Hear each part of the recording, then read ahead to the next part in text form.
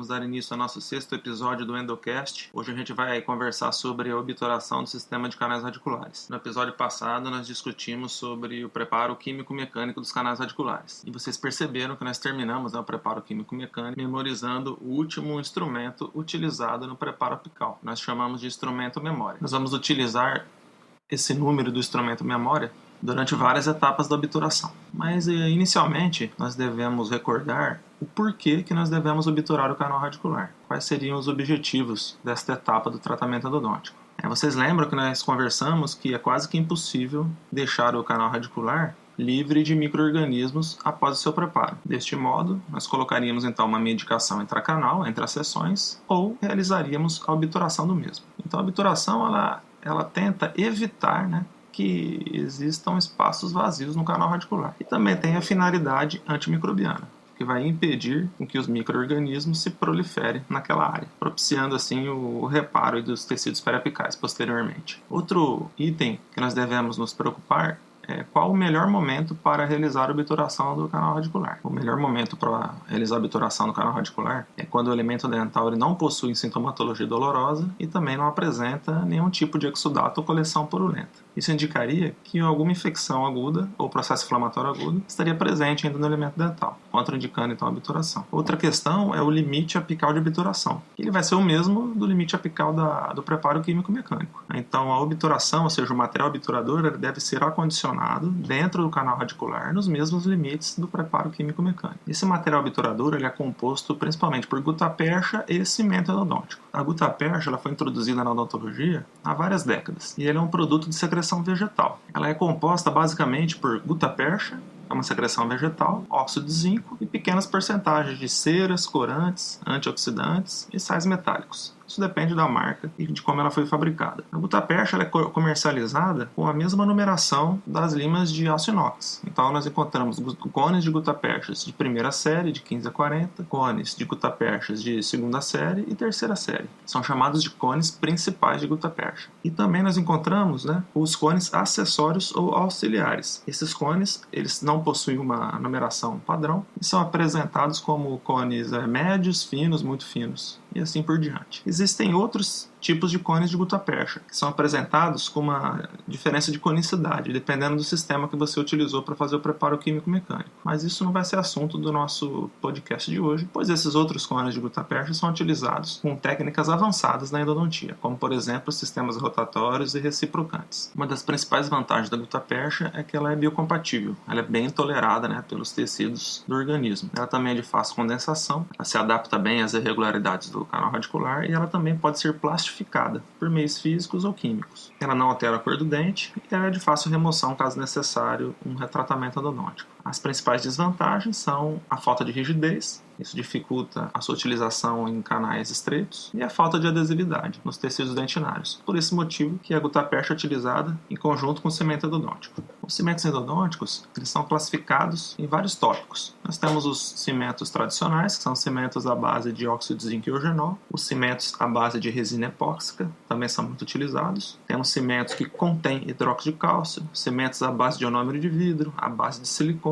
E recentemente, os cimentos que estão em voga são cimentos biocerâmicos. Nós vamos conversar hoje somente sobre 2 tipos de cimentos, que são os que nós vamos utilizar no laboratório, que é a base de óxido de zinco e eugenol, o mais conhecido é o Endofil, cimento de Grossman, e também um cimento à base de resina epóxica chamado Siler 26. O cimento à base de óxido de zinco e eugenol, ele geralmente é pó líquido, então no pó nós encontramos a principal componente, o óxido de zinco, seguido de uma resina, e também de radiopacificadores. E no líquido é o eugenol. Quando o pó e o líquido são misturados, nós temos uma reação de endurecimento e o tempo de trabalho pode variar dependendo da marca. Nesse tipo de cimento, a manipulação é muito importante, por isso que nós utilizamos uma placa de vidro lisa, nós colocamos 2 gotas de líquido, uma pequena quantidade de pó, geralmente não tem medida para esse tipo de cimento endodôntico. Nós vamos aglutinando o pó ao líquido e vamos espatulando com uma 24F e ocupamos toda a área da placa para realizar essa espatulação de uma forma vigorosa, para que a gente consiga agregar o pó ao líquido e conseguindo aquela consistência de fio de bala. O cimento Siler 26, que é a base de resina epóxica, ele também tem uma espatulação semelhante ao anterior, pois ele também é no sistema pó-resina, né? E essa resina ela é viscosa, então ela é espatulada da mesma forma que o cimento anterior, à base de dióxido de zinco e eugenol.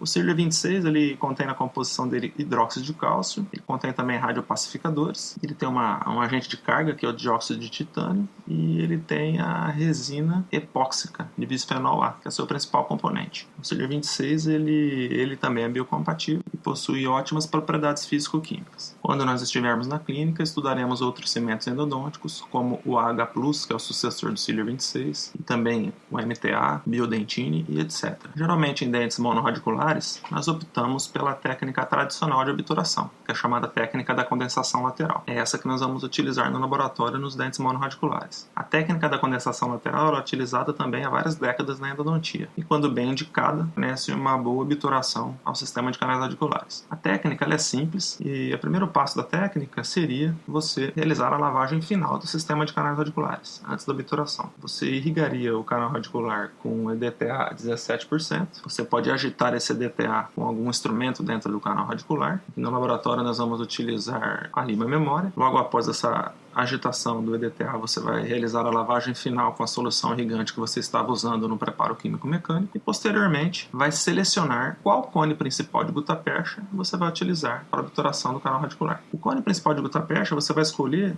um cone com o mesmo número do instrumento memória. Se você terminou a instrumentação com uma lima número 60, o cone que você vai escolher para fazer os testes é o cone 60 de segunda série. Esse cone vai passar por 3 testes. Eles são chamados de teste visual, tátil e radiográfico. Geralmente, nós pegamos esses cones principais antes de colocá-los no canal radicular e realizamos uma desinfecção, pois os cones eles são susceptíveis à contaminação devido à nossa manipulação no dia a dia da clínica. Dessa forma, nós realizamos a desinfecção com a mesma solução irrigante do preparo químico-mecânico. Pode ser o hipoclorito ou a clorexidina. O teste visual ele é feito da seguinte forma. Você pega o seu cone principal e você vai verificar se ele entra no canal radicular do mesmo comprimento que a lima memória percorreu, ou seja, seu CT. O próximo teste é o teste tátil, onde você vai verificar se esse cone está justaposto no comprimento de trabalho. Espera-se que você sinta uma resistência na hora de retirar esse cone do comprimento de trabalho, uma vez que a parte apical do cone está justaposta ao preparo que você realizou com as limas de aço inox. E o último teste é o teste radiográfico. Você vai realizar uma tomada radiográfica com o cone de gutapercha principal dentro do canal radicular e vai analisar na radiografia se o cone está na área desejada, ou seja, no limite apical de obturação. Logo após a escolha do cone principal, nós procedemos à secagem do canal radicular. Essa é uma etapa muito importante, pois o material obturador não adere à dentina radicular caso ela esteja com muita umidade. Desta forma, a secagem é realizada com cones de papel. Eles são absorventes e também possuem as mesmas numerações das limas de aço inox. Então nós temos cones de papel de primeira série, segunda série e terceira série. Você vai utilizar os cones de papéis com a mesma numeração do seu instrumento memória. Antes de colocar os cones de papéis no canal radicular, você deve aspirar o excesso de umidade com a sua cânula fina, que está acoplada no sugador. Isso vai possibilitar que você realize uma secagem rápida e economizando também os próprios cones de papel absorvente. Nós deixamos o último cone de papel absorvente no canal radicular, enquanto isso vamos realizar a manipulação do cimento endodôntico. Depois que o cimento endodôntico está manipulado, está na consistência correta, nós vamos levar o cone de gutapercha principal no canal radicular juntamente com o cimento.